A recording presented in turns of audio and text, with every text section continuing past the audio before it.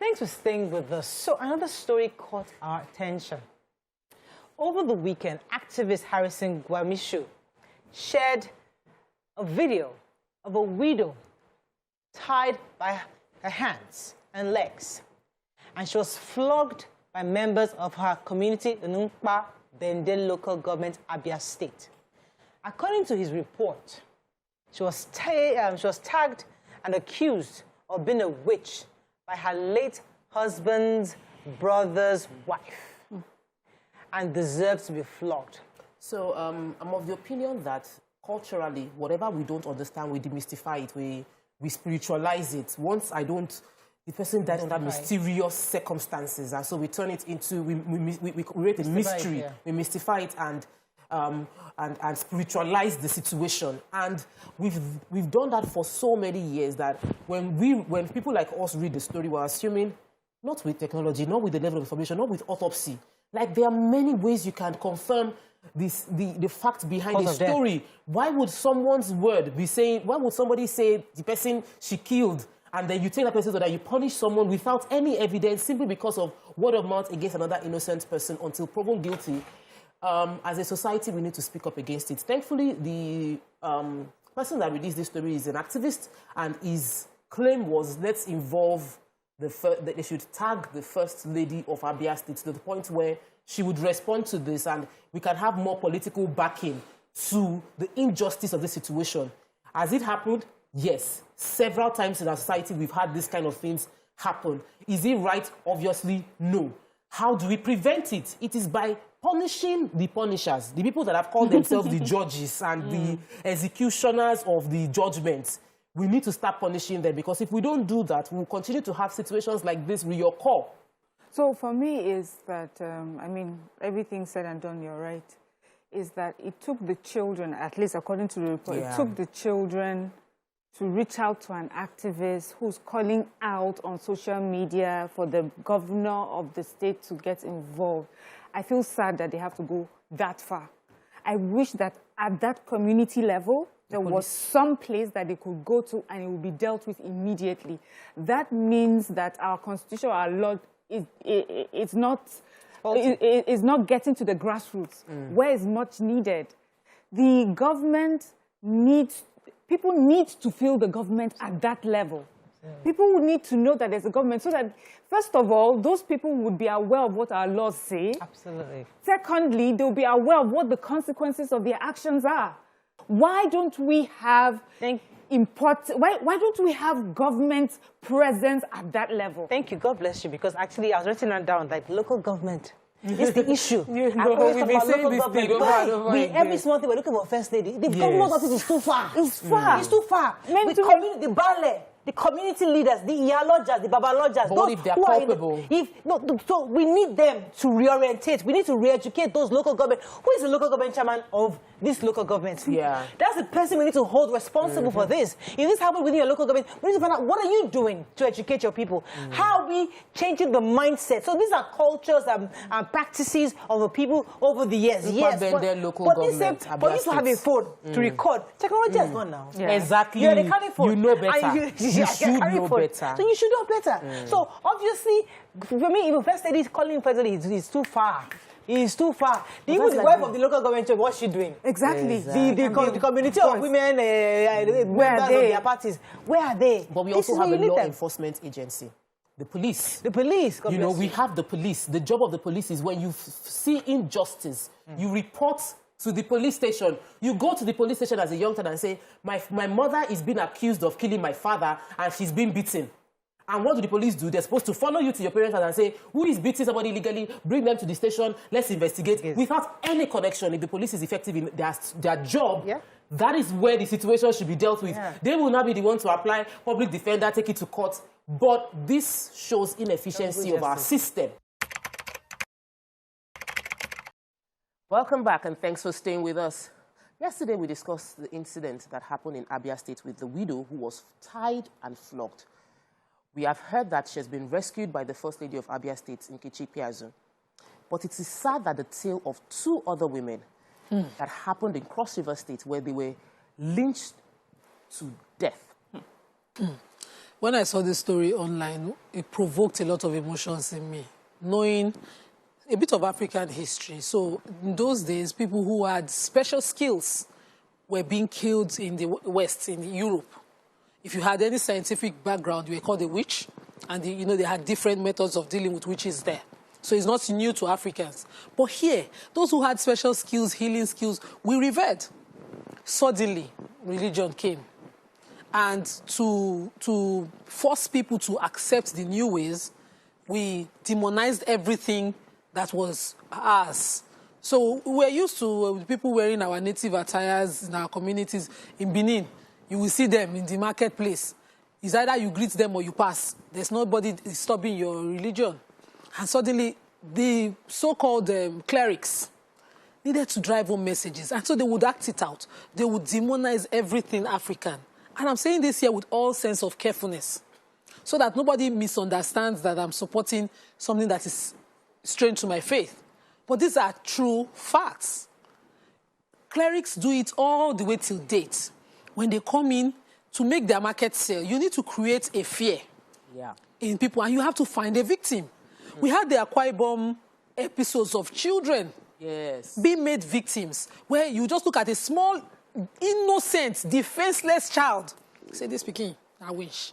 And the mother who birthed that child for years will not only abandon. We had the 9 inches nail story then back in NTA. We had different stories. We had the child who just suffered loss of both parents being accused.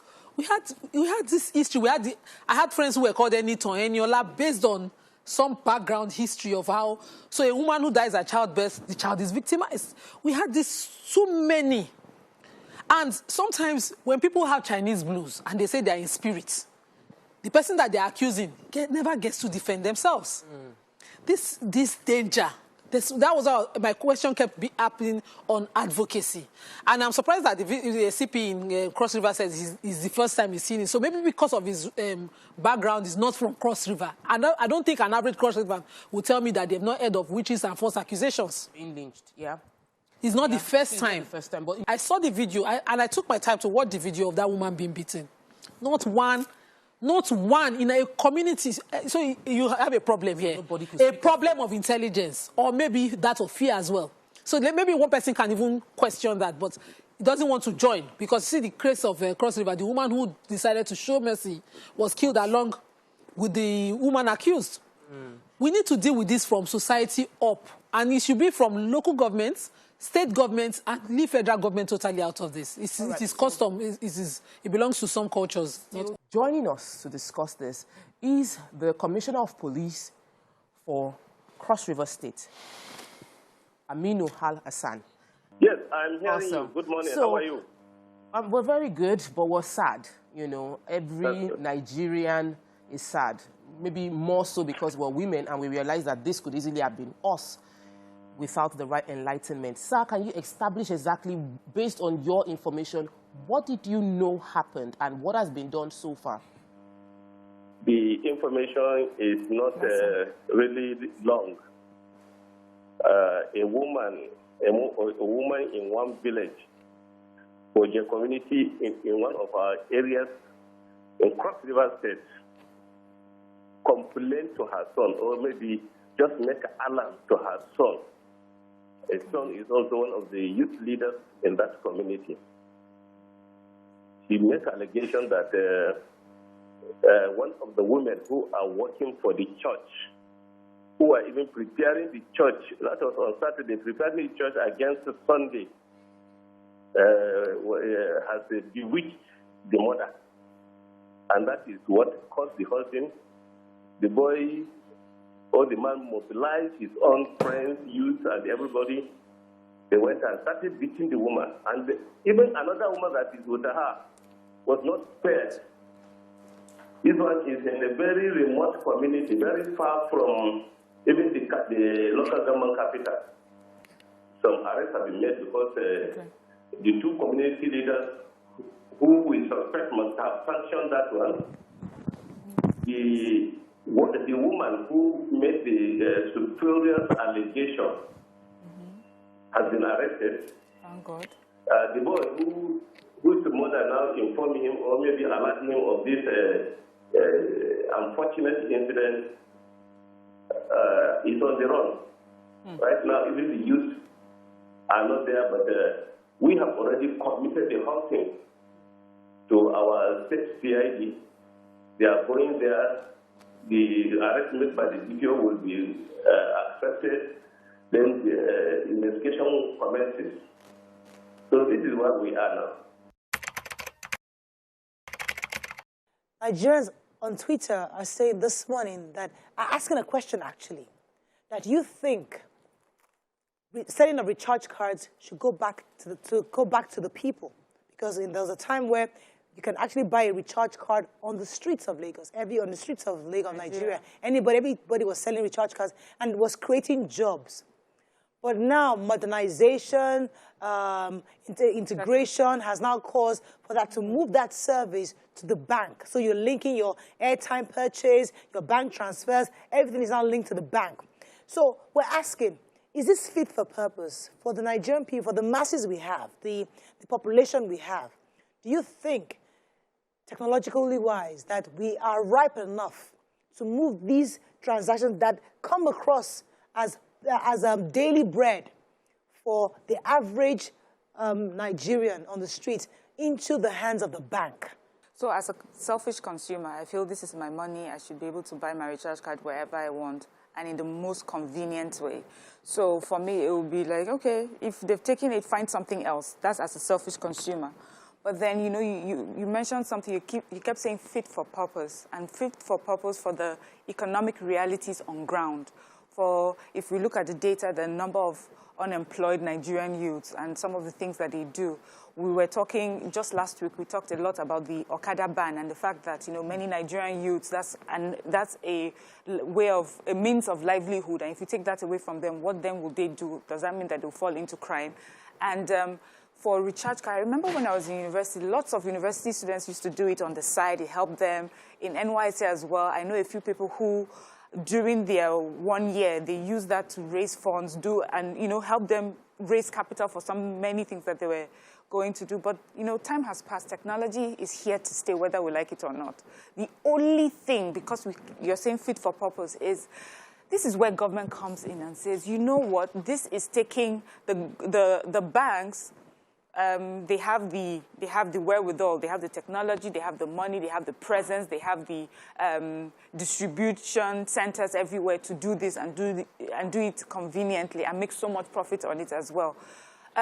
So that's good for the banks. The banks also are employing people. Right. You know, it's a business. But then we have this teeming number of Nigerian youths then now struggling and looking for other means to raise money. So this is where I feel government can come in. Do something for them where they are working in collaboration with the banks so that these people are still able to sell this recharge cards, but find a way to make it like maybe they're indirect employees of the banks to keep it. But if we're talking of, but that's like socialism, you know, and that's not the system that we're working with. But because we say fit for purpose, in what way can government step in to make sure that we don't take jobs completely away, means of livelihood completely away from young people? Because young people, it's not like they don't want to do more, but they are not a powerful bank. They don't have all the resources. They don't have all the to do it, you know, to that level. It takes money to be able to employ technology to do some sort of businesses, and that's the truth. So at the expense of ease, because I enjoy the ease, I would not lie, but then I thought, I had a few friends who had this WhatsApp group, and when they help you recharge, they get paid, so it's employment for them. And so I stopped using the ease of using my banking app to recharge, because I know those, my friends, they need that percentage of the recharges to eat. So they'll send you WhatsApp regularly, say, recharge for me and all of that. And that's how they feed. And so you deliberately focus on that. So that's how I want government to see it. So we like the ease, we love the technology and the growth, but look at the numbers of people. If we were to be giving out monies, what they call the humanitarian aid that they were giving out, 5,000 per indigent persons, how many would you feed successfully? But if you give the person dignity of what they earn, that's much better. So if we say it's about ease alone, think about numbers of people that depend on that system to feed and their dignity. So we want growth. How about the banks design what they designed for the POS payments? When the banks did not want the queue and they wanted to create payment and their ATMs were not working, they allowed the POS work. How about you design this? Then you employ people, because they have it as their social responsibility. You invite people who will come, and they have the machine that once you give them your phone number, your recharge goes in straight, just as it goes in the bank. And those people have a right or a partnership with the banks. Because we should be looking at taking care of more people. Now we are banning Okadas. Imagine that, you have 20,000 people that they say will suffer from the Okada ban on this platform. You have some other form of displacement. This issue of them recharging has displaced a lot of businesses. Just as Miriam said, in the university, I know friends who were millionaires from generating recharge card pins. A man found out that his son, who he had sent to school to study medicine for about 7 years, never actually went to school. Was sending him money, pocket money, paying his school fees. The boy was collecting the money, squandered it on different things. 7 years after, he found out that he's not a doctor, he didn't graduate. Another person said, oh, he has a family member that actually got a stroke because of this kind of news, where you send your child to university, you pay them every monthly allowance, and you send them school fees just to find out that he got resuscitated after year 1. The conversation today is about parenting. Not even just parenting, taking responsibility, because these are university students, these are adults, these are grown-ups. So we're not talking just to parents, because when they said, your says that when your fish is already dried, you can't really do much. The food is already dried. But we're talking to young adults. We're talking to people in this phase where you don't want to go to school, but your parents are forcing you to. And what's the best approach? Should you just come out and tell your parents, I don't want to do this? Or should you just not hurt them and hope that at some point they'll figure it out and they'll get over it? There's only so much you can say to the young adults in our society where young people are not listened to. So if your parents say go to school, you go to school, whether you're in the mood or not. And if you're not, because of the way our school systems are run here, you can't actually say, I'm not academically inclined, I'm more creative. You can't decide you want to do fine arts. You want to be drawing. You can't just go and buy a canvas and put up in your parlor and be drawing your parents' house. Because even if your parents are indulgent of that difference, the cousins, the aunties will be like, what is happening in this home? When he has to go, he or she has to go to school. So they push you, they keep pushing you. Maybe that's not your calling. But you cannot be telling your parents what your calling is in this, our Nigerian society. It's strange. If it happens in any home, I would find this strange. I've never seen it happen. I will find this strange. So a child must go to school. They might not be saying do doctor, do lawyer anymore, but you will go to school. And there was an incident that happened within my family where one of us said he was being pushed to courtism and just packed his bags and came home. I remember that fight. No, I was the only one saying he's at risk in school because I had experienced a cultist clash in Lasu back in the days. Like, he's at risk. If he cannot be safe there, can we put him in a private university? And the guy was saying, they will kill me or they will ask me to kill somebody.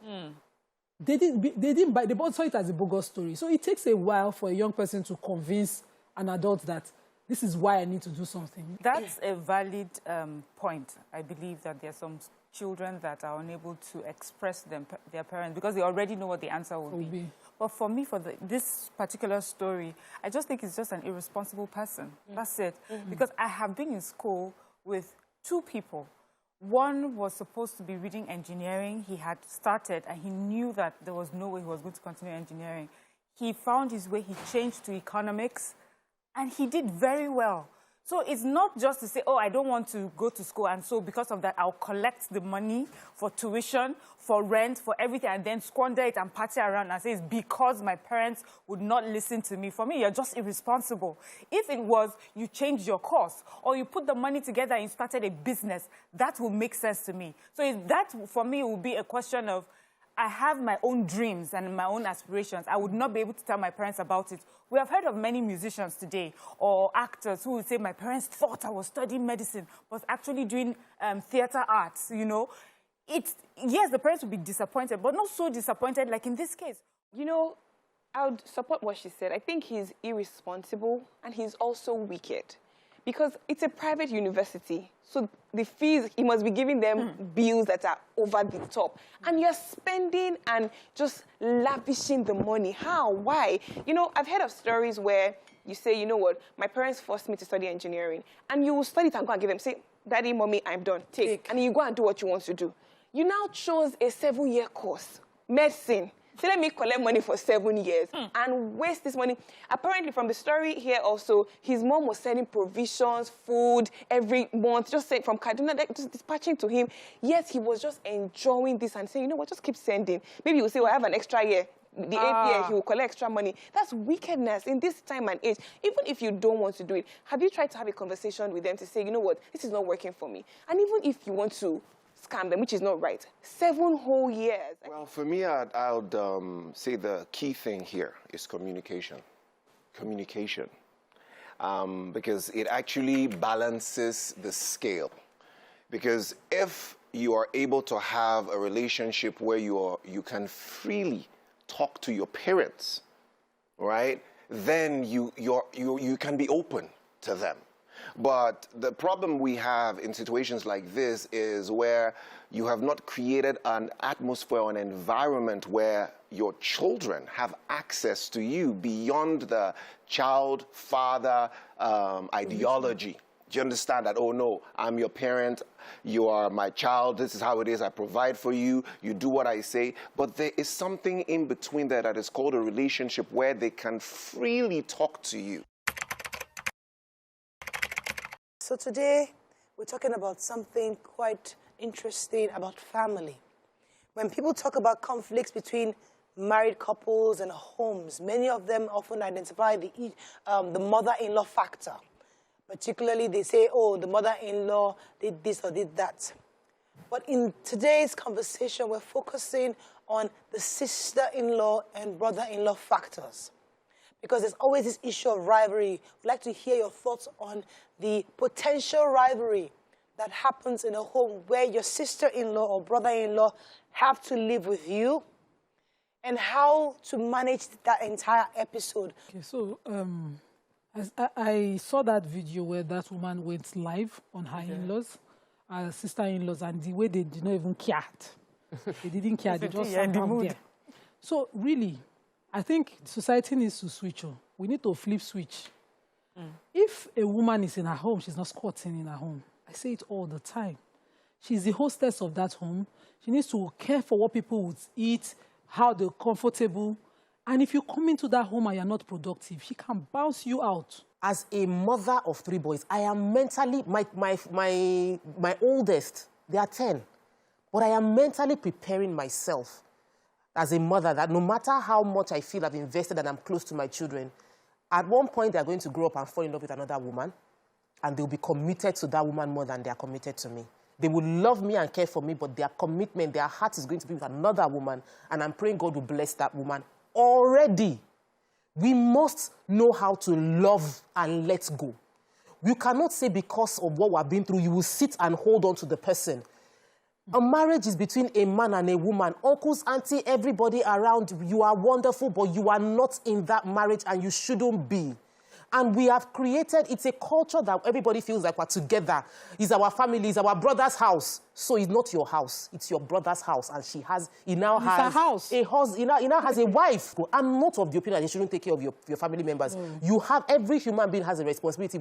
Nobody grew up without anybody helping them. Yes. So you ought to be kind to those around you. Okay, but they mustn't begin to think and feel entitled to your space. Okay. I don't think the problem is also that they're in your space. Is that when they're in your space, how do they carry themselves? Do they respect that you are whether we like it or not, you are the host.